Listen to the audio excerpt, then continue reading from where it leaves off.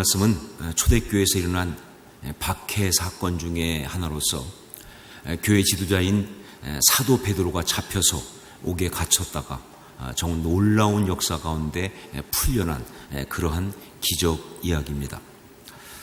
예수님께서 승천하신 이후에 예수님을 버리고 도망했던 사람들, 또 예수를 부인했던 사람들, 또 예수님의 죽음에 실망해서 그냥 고향으로 낙향했던 사람들, 이런 사람들 120명이 다시 모여서 부활하신 예수님의 그 말씀에 따라서 마가의 다락방에서 한 마음으로 기도할 때 성령께서 임하셨습니다. 불의 혀같이 임하시는, 강한 바람같이 임하시는 성령을 그들이 받았을 때에 그들이 완전히 달라지기 시작했어요.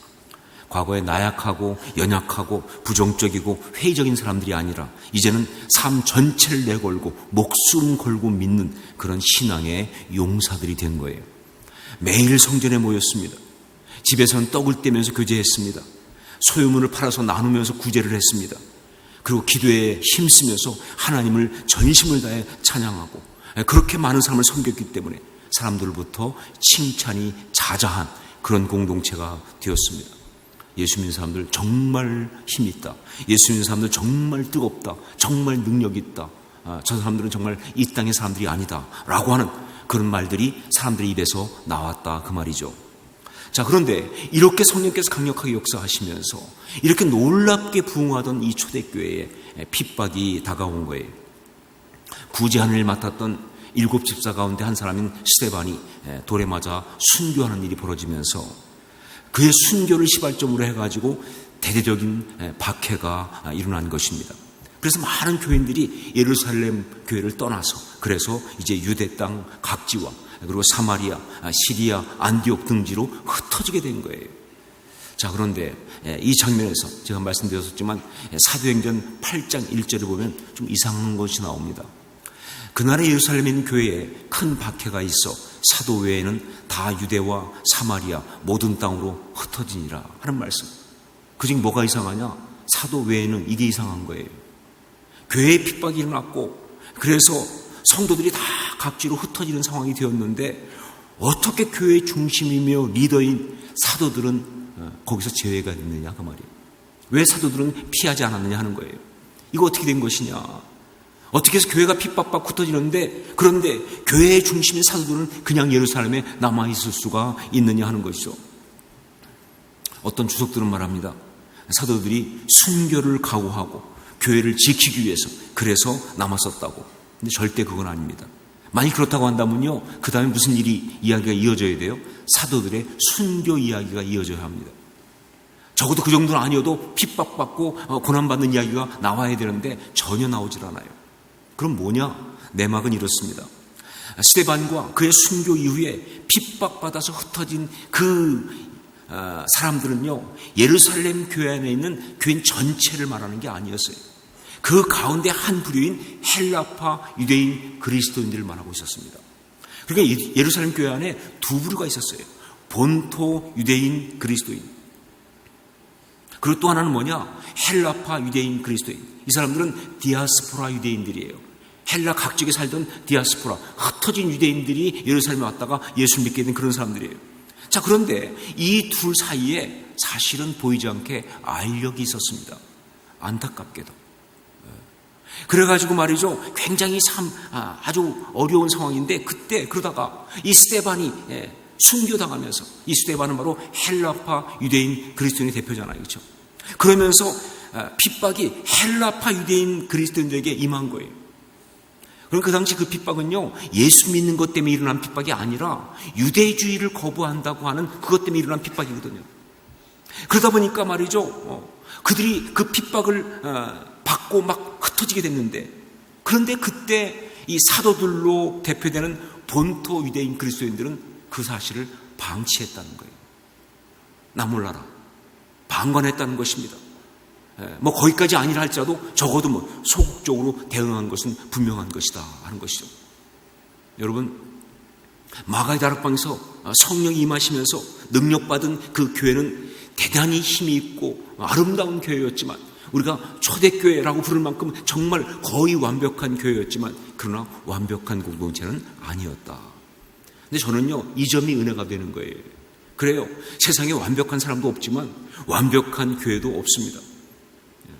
어떤 사람이 교회에 대해서 실망하는 이야기를 보면요, 대개 뭐냐면요, 교회에 대해서 완벽한 걸 기대하다가 실망을 해요. 교회니까 이래야 하는데 라고 했다가 실망을 하는데, 여러분 그건 잘못된 거예요. 아니, 초대교회가 완벽하지 않은데 지상의 교회가, 아니 어떻게 이 호산나 교회가 완벽할 수가 있겠어요. 그렇죠? 왜냐면요, 이 예수 믿고 구원받은 사람들은요, 정확히 말하면요, 구원받은 죄인들이거든요. 구원받은 죄인들이에요. 하나님의 은혜로 구원을 받았지만 그들 속엔 여전히 해결하지 못한 옛 자아가 있다, 그 말입니다. 그런 사람들이 모인 곳이 어떻게 완전할 수 있겠습니까? 하나님도 이 사실을 너무나 잘 알고 있는 거예요. 예루살렘 교회도 마찬가지였습니다. 성령을 받았지만 그들은 여전히 옛 한계를 가지고 있던 거예요. 그러니까 예루살렘 교회는요, 완전한 교회가 아니라 그야말로 뭐예요? under construction, 공사 중인 교회다. under construction. 제가 제일 좋아하는 말 중에 하나예요. under construction. 공사 중입니다. 그렇죠? 그런 교회인 거예요. 아직도 공사 중인 교회예요. 무엇보다 예루살렘 교회가 가지고 있던 그 한계 중에 하나가 뭐냐? 바로 이기심, 자기중심이었어요. 거기 스데반이 순교할 때 그것 때문에 수없이 많은 헬라파 유대인 그리스도인들이 핍박받고 흩어질 때, 본토 유대인 그리스도인들은요, 사도들을 비롯해서 누구 하나 그것에 적극적으로 함께하지 않았던 이유가 뭐냐? 자기들 문제가 아니라고 생각한 거예요. 나는 본토 출신 유대인이니까 이 핍박에 나는 해당이 없다는 것이죠. 그들은 핍박받지만 그러나 나는 괜찮을 것이라고 하는 그 얄팍한 계산과 그 간지러운 이기심이, 그 자기중심적 사고가 핍박받는 그 형제들의 고난을 외면하게 한 그런 것이다. 그래서 사도들은 예루살렘에 남아있던 그런 것이다. 그런 교회예요. 자, 그런데 12장 오늘 말씀 이 본문에 들어서면서부터 상황이 달라졌습니다. 또 하나의 박해가 온 거예요. 오늘 말씀은 또 하나의 박해가 온 이야기인데, 그런데 이건 헤롯 왕이, 헤롯 아그리파 1세죠. 헤롯 왕이 손을 들어서 교회 몇 사람을 해하려 하는데 그 중에 주님의 제자인 요한의 형제 야고보를 칼로 죽였습니다. 그러니까 12제자 가운데서 사도 중에서 최초의 순교자가 나온 거예요. 예수님 앞에 와서 이 잔을 내게 주십시오, 내가 마시겠습니다 했던 바로 그 야고보 아닙니까? 최초의 순교자가 된 거예요. 자, 그런데 야고보를 죽이고 나니까 그러니까 막 유대인들이 막 기뻐하거든요. 그러니까 헤롯이 유대인들의 환심을 살려고 이제 베드로까지 죽이려고 작정했어요. 그래서 교회 대표인 베드로를 잡아가지고 옥에 가뒀습니다. 왜 안 죽였느냐?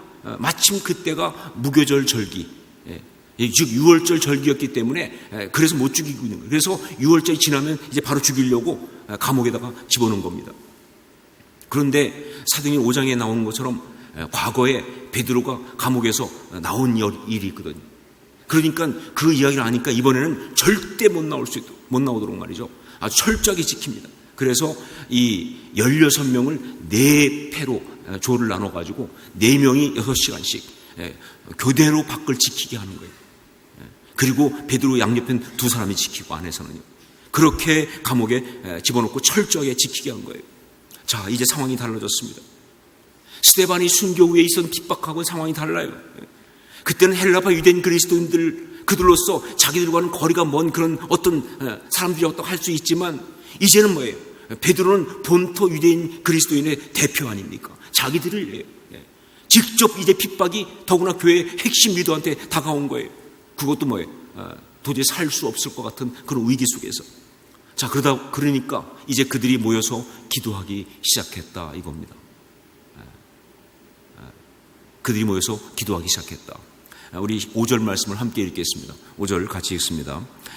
이에 베드로는 옥에 갇혔고 교회는 그를 위하여 간절히 하나님께 기도하더라. 정말 주님, 우리들의 리더인 베드로를 구해 주십시오. 더 솔직히 말하면 주님, 우리를 좀 지켜주세요. 우리 좀 지켜주고 우리를 좀 구원해 주세요. 이 핍박의 불길로부터 우리를 보호해달라고 정말 간절히, 정말 쉬지 않고, 그거밖에 방법이 없으니까 그렇게 기도를 하고 있는 그런 모습이에요. 자, 그런데 이들의 기도에는 사실 좀 문제가 있습니다. 우선 이것은요, 이미 말씀드린 대로 아주 편협된 이기주의적인 그런 기도였어요. 스데반이 순교할 때는 전혀 기도하지 않던 그들이, 헬라파 유대인 그리스도인들이 핍박받아 흩어질 때는 전혀 기도하지 않던 사람들이 이제 자기들의 문제가 닥치니까 이렇게 눈물 콧물 쏟아가면서 정말 간절히 그렇게 기도하는 이 모습, 여러분, 한국 속담에 한치 건너 두치라는 게 있어요. 그렇죠. 그때 헬라파 유대인들한테 핍박이 왔으면요, 그 다음은 자기들한테 오는 게 당연한 건데 그때는 아니라고 말이죠. 그렇게 안 하다가 이제 자기들한테 오니까 열심히 기도하는 이 모습은요, 정말 지독히 이기적이고 그리고 자기중심적인 그런 기도의 모습이다 하는 것이죠. 자, 그리고 무엇보다 이 기도가 문제가 있는 건 뭐냐? 이들은요, 그렇게 기도하면서 사실은 확신이 없었어요. 믿지 못하는 기도를 하고 있다 그 말입니다. 그들이 얼마나 믿지 못하고 기도를 하고 있는지 그 내용을 좀 함께 보겠습니다. 자, 교회가 베드로를 위해서 그렇게 열심히 기도하고 있는 그때, 그러니까 처형당하기 전날 밤이죠, 그렇죠? 베드로는요, 이 두 군사 사이에 쇠사슬을 양쪽에 묶여가지고 자고 있었어요. 밖에서는 말이죠, 4명이 계속 돌면서 지키고 있고요. 16명 4교대로. 자, 그런데 한밤중에 주의 사자가 옥 안으로 오신 겁니다. 주의 사자가 와가지고 딱 섰어요. 그런데 주의 사자가 딱 섰는데 베드로는요, 너무 깊이 잠이 들어가지고 그걸 몰라요. 아마 주의 사자가 베드로야 했겠죠, 그렇죠? 못 들어요. 너무 깊이 잠이 들어가지고. 그래가지고 주의 사자가 안 되는 바람에 어쩔 수 없이 옆구리를 발로 찼다니까요. 옆구리를 서서 깨운 거예요. 전 이거 보면서 야, 정말 베드로 많이 컸다 이 생각이 딱 들더라고요. 여러분 아시죠? 베드로가 얼마나 두려움의 사람입니까? 얼마나 겁이 많은 사람이에요. 근데 이런 사람이 말이죠, 성령 받고 변하더니 말이죠, 내일 죽는 게 거의 분명한데 그때 이렇게 편안하게 잠을 잘 수 있다니. 주의 사자가 정말 당황해서 깨울 만큼 잠을 자다니 정말 얼마나 믿음이 대단한 거예요, 그렇죠? 여하튼 그렇게 돼가지고 말이죠, 이제 주의 사자가 베드로를 깨워서 이제 일어나서 띠도 띠고 신도 신고 아주 여유만만하게 나옵니다. 도망치는 게 아니에요. 띠도 띠고 신도 신고 겉옷도 다 입고 그리고 나와서 첫째 파수 지나고 둘째 파수 지나고 성문까지 지나서 거리까지 딱 나오게 된 거예요. 그때까지도 베드로는요, 이게 환상인 줄 알았어요. 너무 놀라운 일이 벌어지니까. 그런데 딱 보니까 이게 진짜거든요. 그래서 정말 그 순간 베드로가 교인들이 자기를 위해 기도하는 곳인 마가 요한의 어머니 마리아의 집으로 가게 됩니다. 그 마가의 다락방, 그곳으로 가는 것이죠. 교회가 그때 거기 있었으니까. 자, 그런데 여기서 해프닝이 일어난 거예요. 베드로가 가서 대문을 딱 두드리니까 로데라고 하는 여자아이가 나왔습니다. 나와서 누구세요? 그러니까 베드로가 나다 그랬겠죠, 그렇죠? 그랬더니 음성이 베드로 음성이잖아요. 이 여자아이가 너무 놀래가지고 문도 못 열고 뛰어들어갑니다. 가가지고 기도하고 있는 사람들한테 베드로가 지금 밖에 왔다. 그랬더니 지금까지 주여 베드로를 풀어주시옵소서, 풀어주실 줄 믿습니다, 아멘 이러고 기도하는 사람들이 갑자기 막 그 얘기 듣자마자 미쳤니? 어떻게 오니 베드로가? 그렇게 말하고 있다 그 말입니다. 정말 믿지 못하면서 하고 있는 기도예요. 이게 이들의 기도의 문제예요. 자, 그런데 이렇게 문제가 많은 기도를 했는데 정말 편협되고 이기적인 기도, 그리고 정말 믿음이 없는, 믿지 못하고 하는 그런 기도를 하고 있는데 어떻게 해서 베드로가 풀려나는 이런 기적이 일어날 수 있느냐 그 말이에요. 어떻게 이렇게 엄청난 어떤 역사로 그런 기적이 일어나면서 하나님께서 응답하실 수가 있냐 그 말이에요, 그렇죠? 여러분, 여기서 우리는요 아주 중요한 영적인 메시지를 발견할 수 있습니다. 우선 첫 번째 중요한 메시지가 뭐냐? 응답의 주도권은 하나님이 가지고 계시다라고 하는 메시지. 응답의 주도권은 하나님이 가지고 계시다. 여러분, 기도 응답의 주도권은요 전적으로 하나님께 있는 것이지 인간에게 있지 않습니다. 그러니까 인간들이 이런저런 조건 갖추고 이런저런 격식을 갖추고 그리고 기도하면 하나님이 응답하신다, 그거 아니라는 거예요. 하나님은요 당신의 주관적인 판단에 따라서 정말 응답하실 만한 때에 응답하시는 것이지, 절대 인간이 어떤 조건을 다 갖췄기 때문에, 정성을 다했기 때문에, 그래서 어쩔 수 없이 그래서 응답하시는 어떤 그런 반응이 아니라는 거예요. 여러분, 그렇습니다. 응답의 주도권은 언제나 우리 하나님께 있습니다. 이것을 바로 이렇게 편협하고 믿음 없는 그들의 기도에 응답하신 이 이야기가 이야기해주고 있는 거예요. 하나님은 인간의 조건에 따라 응답하는 것이 아니라 하나님의 주권적인 판단으로 응답하신다고 하는, 응답의 주도권은 하나님께 있다는 것이죠. 자, 그리고 또 하나 정말 중요한 것, 오늘 우리가 꼭 들어야 하고 붙들어야 될 메시지가 또 하나 있습니다. 그건 바로 뭐냐? 하나님은 우리의 심령을 헤아리신다 하는 겁니다. 하나님은 우리의 심령을 헤아리신다. 그때 그 예루살렘 교회의 교인들이 말이죠, 그렇게 편협되고 이기적인 기도를 드리고 있었을 때, 정말 인간이기 때문에 기도하지만 믿지 못하고 있는 그런 믿음 없는 기도를 드리고 있었을 때, 그때 하나님은요, 그들의 어떤 그런 기도하는 행위, 어떤 그런 걸 보신 것이 아니라 사실은 그들의 마음, 그 심령을 헤아리셨다는 거예요. 인간이니까 편협될 수밖에 없죠. 인간이니까 이 상황에서 믿음이 안 가죠. 하지만 그러면서 저 기도하고는 그 마음 중심, 하나님 정말 제발 베드로 좀 살려주세요. 하나님 정말 제발 우리 교회 좀 지켜주세요. 하나님 제발 저 좀 보호해 주세요 라고 하고 있는 그 애원을 하나님은 보셨다는 것이죠. 예, 중요한 포인트는 이것입니다. 하나님은 그들의 심령을 헤아리고 계셨다. 이게 우리 하나님의 역사예요. 이것이 바로 우리 하나님 아버지이십니다. 이게 정말 중요한 포인트예요. 여러분, 아브라함의 이야기를 보세요.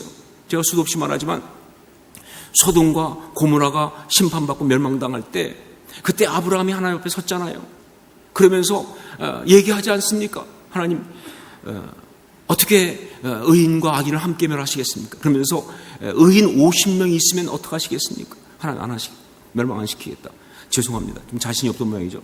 45명이 있으면 어떡할까요? 안 하겠다. 죄송합니다.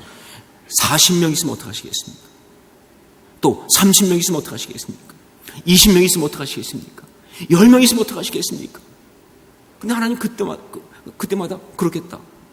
전 이거 보면서 정말, 아니 이 아브라함 뭐 하고 있는 거야 지금 하나님 앞에서. 근데 더 이상한 건 하나님이세요. 하나님은 또 왜 장단을 맞추셔 거기에. 예, 여러분, 우리가 아는 것처럼 결국 의인 10명이 없어서 소돔과 고모라는 멸망을 당했습니다. 그러나 여러분, 이야기는 거기가 끝이 아니에요. 소돔과 고모라가 멸망당한 그때 이야기의 가장 중요한 포인트는 그게 아니에요. 그때 아브라함이 하나님 앞에서 정말 의인 50명 있으면, 45명 있으면, 40명 있으면 하면서 쭉 10명까지 이야기하고 있는 그때 그 아브라함의 어떤 그런 그 입에서 나온 이야기가 바로 그것이 중요한 것이 아니라, 그렇게 말하는 그 순간 사실 아브라함의 마음속에는 이런 간구가 있었던 거예요. 하나님, 거기 내 조카 롯이 있습니다. 걔 좀 살려주세요. 예. 말은 50명 있으면, 45명 있으면, 40명 있으면 하고 있지만 마음속에 부르짖으면, 마음속에 외침은 뭐냐면, 하나님 내 조카 좀 살려주세요. 아들 같은 조카 아닙니까? 너무 사랑하지 않습니까? 근데 하나님은요, 바로 그 마음을 헤아리셨잖아요. 그래서 창세기 19장 29절 보니까 하나님이 그 지역의 성을 멸하실 때, 곧 롯이 거주하는 성을 엎으실 때에 하나님이 아브라함을 생각하사 롯을 그 엎으시는 중에서 내보내셨더라. 하나님이 아브라함을 생각하사 롯을 그 엎으신 중에서 내보내셨더라. 저는요, 이 구절을 읽을 때만 눈물이 납니다. 그 사랑 때문에, 그 하나님의 그 마음 사랑 때문에. 예, 우리가 기도할 때 하나님은요, 우리가 하나님께 올려드리는 그 많은 말들과 어떤 종교적인 어떤 행위들과 그런 것들을 보시는 게 아니에요. 하나님은 그렇게 하나님 앞에 나오고 있는 우리의 이 심령을 헤아리시는 그런 하나님이시라고요. 그렇죠? 마태복음 6장 7절 8절 말씀, 또 기도할 때에 이방인과 같이 중언번하지 말라. 그들은 말을 많이 하여야 들으실 줄 생각하느니라. 그러므로 그들을 본받지 말라. 구하기 전에 너에게 있어야 할 것을 하나님 너희 아버지께서 아시느니라. 하나님 너희 아버지께서 아시느니라. 하나님 너희 아버지께서 아시느니라. 이게 진리예요. 이게 사실입니다. 하나님은 우리 아버지시기 때문에 그분의 자녀인 우리 심령을 헤아리신다는 거예요. 우리의 심령을 헤아리신다는 거예요. 우리 마음의 소원을 살피고 계시다고 하는 거예요. 비록 우리가 믿음이 없어서, 비록 우리가 정말 연약해서 제대로 못한다 할지라도 그 마음 중심을 먼저 보시는 분이 하나님이시라는 거예요. 이건 천지가 변해도 변하지 않는 분명한 사실인 줄로 믿습니다. 그러므로 여러분, 혹시 어떤 순간에 하나님은 나한테 관심이 없으셔 라고 하는 마귀의 속삭임이 있다 할지라도 절대로 거기에 넘어가지 마세요. 하나님은 너한테 관심이 없으셔. 이 마귀의 속삭임에 절대 넘어가지 마세요. 하나님은 지금 나의 힘든 마음 잘 모르실 거야. 하나님은 나의 아픈 마음 잘 모르실 거야. 그 간악한 미혹함에 넘어가지 마세요. 혹은 우리의 믿음이 부족해갖고, 아니면 내가 지은 죄가 있으니까, 그러니까 나의 이 간구를 하나님이 절대 안 들어주실 것 같다 라고 하는 이 사악한 미혹에 절대로 넘어가지 마세요. 그리고 마귀가 거룩한 척 종교적 요구를 하고 있는 그 미혹에 넘어가지 마세요. 그러니까 너는 이렇게 해야 돼, 저렇게 해야 돼, 열심히 해야 돼, 뭐 무슨 격식과 조건과 뭘 해야 돼. 예, 물론 할 수 있어요. 하나님 앞에 우리가 금식도 하고 간구할 수 있고 다 할 수 있어요. 그러나 그건 조건이 아니에요. 그거 못했다고 해서 안 되는 거 아니라니까요. 혹시 그거 잘 하다가 하기로 했는데 못했다고 해서 죄책감에 빠지지 마세요. 여러분, 그냥 우리의 심령을 헤아리시는 우리 하나님의 아버지 앞에 마음을 여십시오. 이게 중요한 거예요. 뭐 교회 와서도 괜찮고요, 집에서도 괜찮고요, 직장에서도 괜찮고요, 어딘가든지 하나님께 마음을 여세요. 하나님은 내 마음을 보고 계세요. 내 심령을 헤아리신다고요. 그리고 그렇기 때문에 때로 내 생각과 다르게 일이 돌아가도요, 그래도 믿으세요. 내 생각에는 이렇게 돼야 되는데 안 된다? 그래도 정말 실망하지 말고 믿으세요. 어떻게? 내 마음을 주님이 아시는데도 이렇게 간다고 하는 것은 그럴 만한 사정이 있으시겠지요. 내가 얼마나 그걸 원하는데, 내가 얼마나 그걸 갖고 싶어 하는데, 내가 얼마나 그렇게 되기를 원하고 있는데, 그럼에도 불구하고 그렇게 안 해주실 때는, 아시는 분이 그렇게 안 하실 때는 뜻이 있으시겠죠. 그렇게 믿는 것이 중요한 것이다. 여러분, 마귀가 뭐라고 말해도 절대 속지 마십시오. 오늘 말씀의 분명한 메시지는 이것입니다. 하나님은 우리의 심령을 헤아리시는 우리 아버지십니다. 기도하겠습니다.